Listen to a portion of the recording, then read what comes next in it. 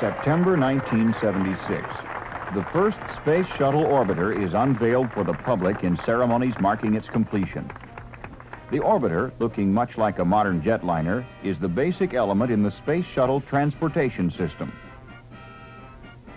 The shuttle system is designed to provide low-cost transport of passengers and material to and from Earth orbit.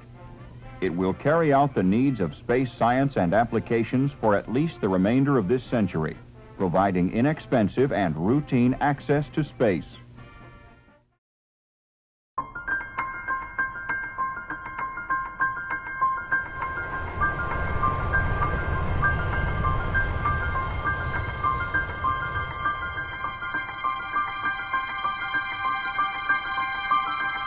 There's always going to be that part of us that wants to go beyond the next horizon, to look behind the moon, to go out and touch the unknown asteroids, and to discover whether there's life on Mars. There is incredible wealth to be discovered in space, in the form of energy, free energy from the sun, in the form of compounds like helium-3 that can power our future energy grid. And there are also these raw materials that we have not tapped into in space. Whenever we've pioneered the American West or gone across the ocean to find new lands to discover, we've been looking for resources and wealth. That has been the draw that's spurred humanity for millennia. And that's the same thing that's going to spur us into space. So we go into space to enrich our own planet, to enrich our population, to ensure that our species has the resources to give everybody a better standard of living.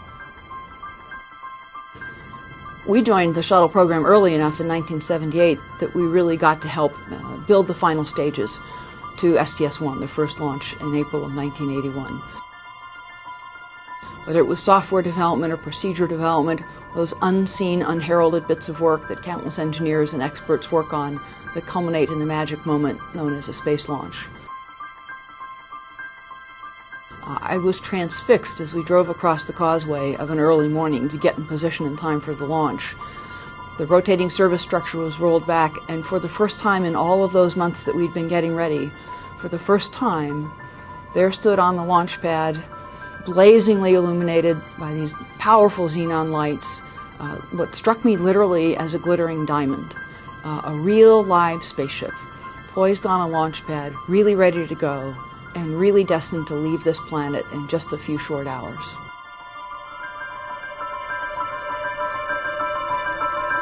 8, 7, 6, 5, 4. We've gone for main engine start.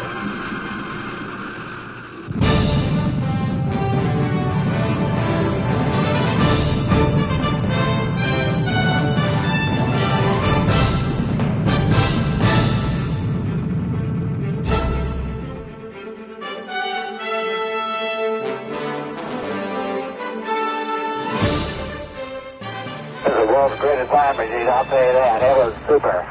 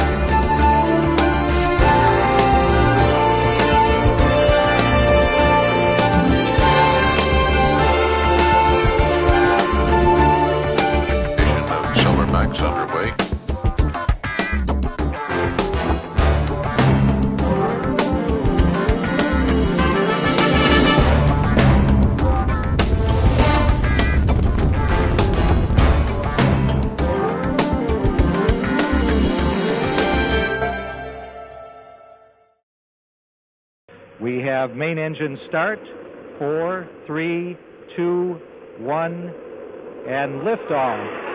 Liftoff of the 25th Space Shuttle mission, and it has cleared the tower. Now control. Roger, roll, Challenger. Engines throttling up, 3 engines now at 104%. Challenger, go at throttle up. Challenger, go at throttle up.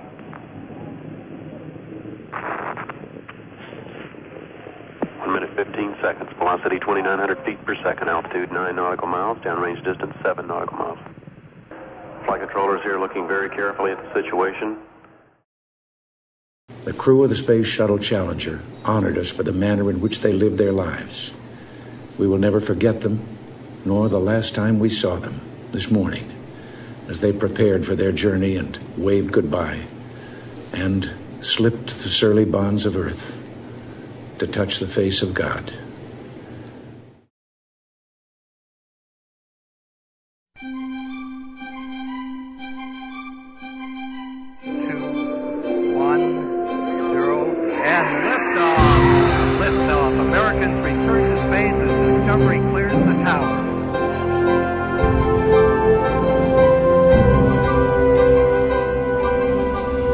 Looking at the Earth with the human eyes is something so unique. Not even the best cameras do what your eye can do. It's the colors, it's the speed of going around, it's the depth perception, and it's not just the Earth.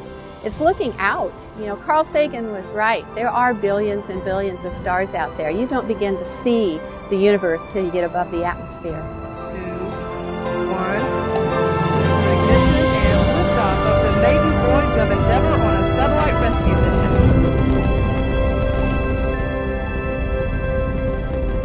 Houston, I think we got a satellite.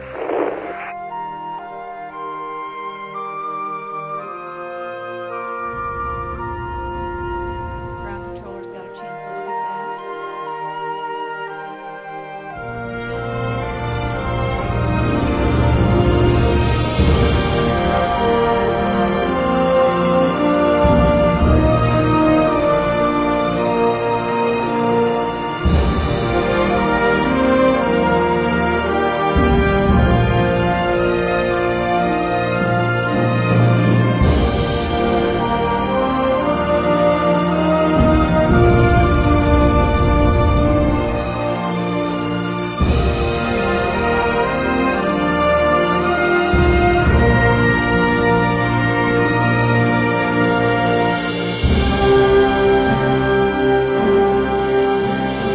Out of my shuttle flights, I think the most memorable moment was at the end of my third spacewalk at the International Space Station and on the shuttle Atlantis.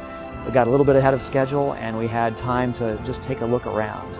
I actually called Houston on the radio and said, can I take 5 minutes out of my spacewalking schedule? And I could just spin from my hand on the handrail of the space station and spin almost 360 degrees around. And I could see 1,000 miles out to the horizon, 200 miles down to the blue and white clouds over the Pacific Ocean, and up above me, black, limitless space with these solar panels gleaming orange and gold like the sails of a clipper ship. And it was so beautiful that tears came to my eyes, that I had that privilege of being there and realizing how small I was in comparison to the Earth and to the universe around it.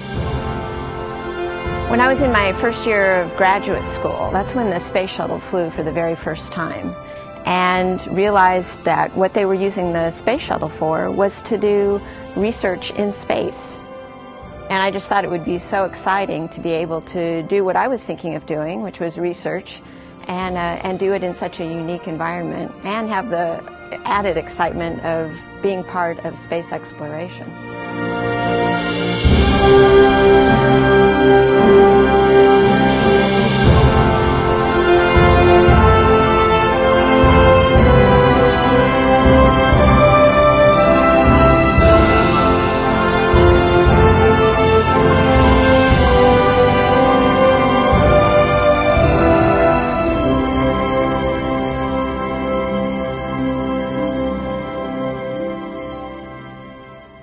We have a go for main engine start. 5,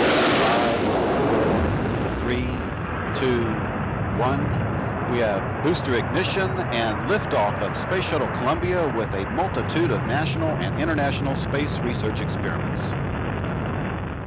Well, it's been almost 10 days since STS-107 launched from Kennedy Space Center, and we're up here working round the clock on several different science opportunities. Columbia, Houston, UHF comm check. Columbia, Houston, UHF comm check. GC flight. GC flight. Fly GC. Lock the doors. Copy. At 9 o'clock this morning, Mission Control in Houston lost contact with our Space Shuttle Columbia. A short time later, debris was seen falling from the skies above Texas. Because of their courage and daring and idealism, we will miss them all the more. The cause in which they died will continue. Our journey into space will go on.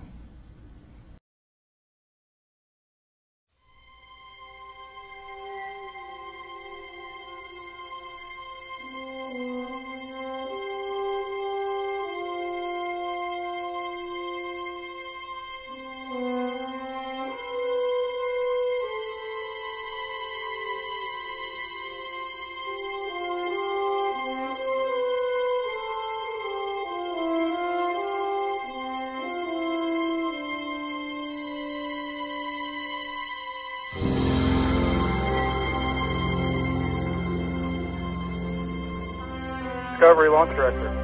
Discovery 2, go ahead. Okay, Eileen, our long wait may be over. So on behalf of the many millions of people who believe so deeply in what we do,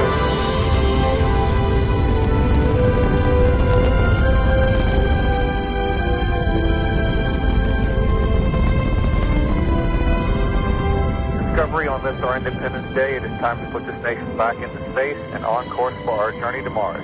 Thank you very much, Mike, and I can't think of a better place to be here on the 4th of July and the Independence Day to be getting ready to launch. I was so glad I was a part of building the shuttle.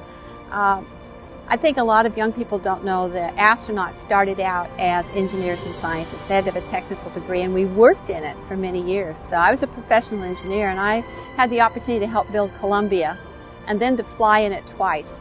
So that very special moment for me was actually being on the Columbia, on an entry, knowing that I had worked on the thermal protection system as an engineer. That's really special.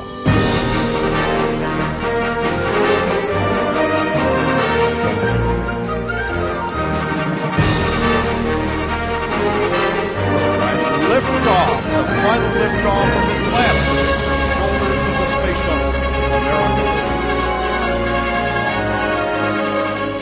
Having fired the imagination of a generation, a ship like no other, its place in history secured, the Space Shuttle pulls into port for the last time.